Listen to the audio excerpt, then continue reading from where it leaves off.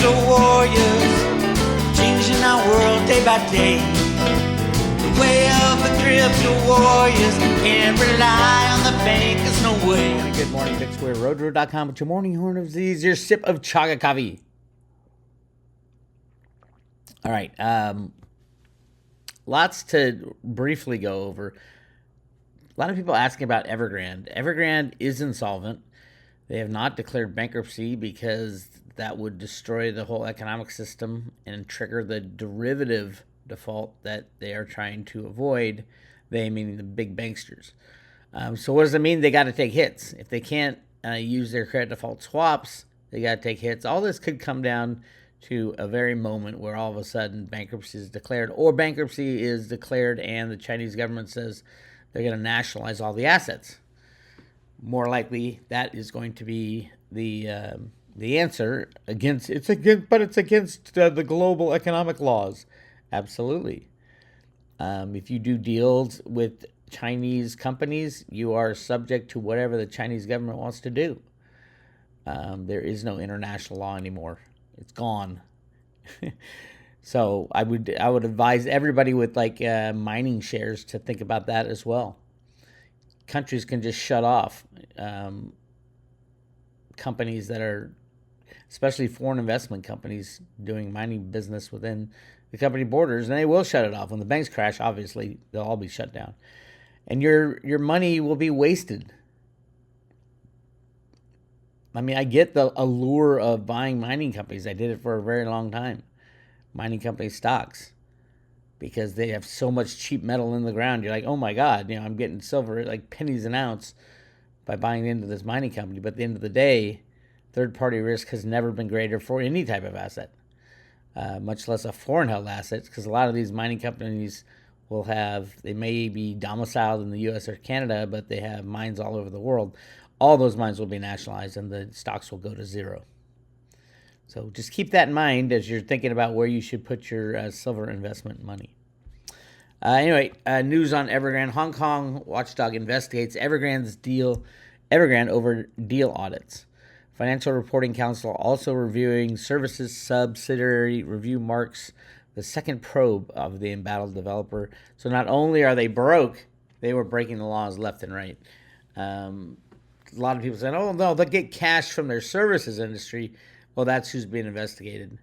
Hong Kong's Financial Reporting Council is stepping up its investigation of audits at Evergrande Group, the second review of the embattled developers' books in 9 months. The watchdog is looking into Evergrande's accounts and the audits of some transactions at the company and its subsidiary Evergrande Property Services Group. That's basically the jewel in the crown for, because somebody's got to service all these apartments and people were paying on that. People will stop paying on that very soon. So that entity that was thought to be worth tens of billions of dollars is actually worth zero.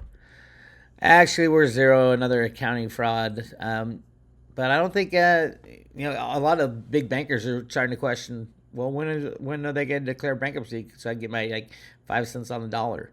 I don't think they're going to do it. China will just say, okay, we ran this monetary system as long as possible. We've built the houses. This is a large chunk of them, and we are going to nationalize them and give them to the people. There you have it. Speaking of the people and government looking out for you, the U.S. Mint has officially been, I wouldn't say corrupted, but been infiltrated by people who do not want them to make any coins. Andy was telling us how they were cutting off the amount of gold eagles being made. That's absolutely true. Look at the numbers. They're at 39,000. That's all. Mind you, in January, they made 427,000. Now they're at 39,000 at a time when silver and gold eagles are literally the highest premiums ever, and they're flying off the shelves. Silver is even worse. Only 408,000 silver 1 ounce eagles have been made this month in August. Looking at another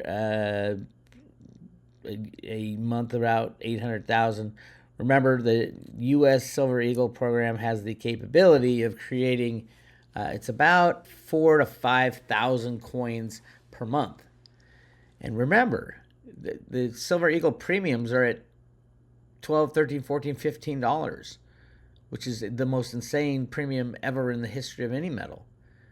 And yet they refuse to make it. Vitrus Gibson, the head of the U.S. Mint, who just started, no experience at all in making coins, is being told to shut down operations. That's the only thing I can figure. The U.S. Mint has good employees. They keep saying that in every one of their videos. I say bullshit. Proof is in the pudding. I think the U.S. Mint employees need to start raising hell. Why are we being stopped from making U.S. Silver Eagles and U.S. Gold Eagles? You don't have the greatest employees if they don't work. Now, what are they doing? Are they getting paid right now? Is the U.S. Mint laying off staff? If they're not doing anything, and the Silver Eagle program is as strong as it's ever been in history, if they're not doing anything, are they getting paid for sitting on their asses? Maybe that's why they put a HR professional, Vitrus Gibson, as the head of the U.S. Mint. Vitrus, what's the deal with your employees? What are they doing all day? Inquiring minds want to know. Silver's getting held down still.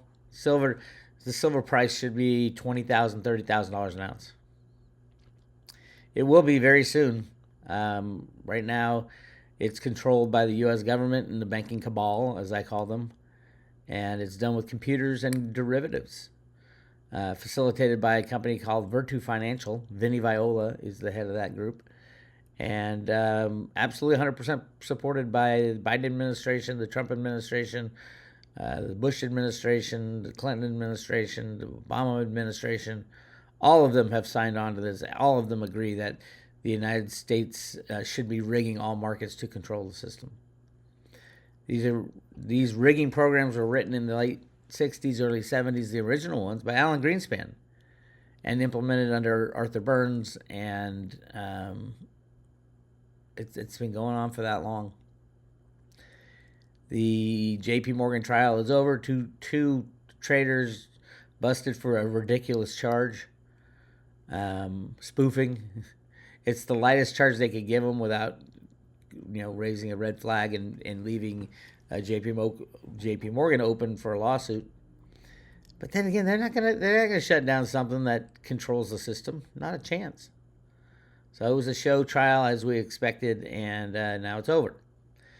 So why are they still rigging the markets? You might ask. They're going to rig it till the very last day.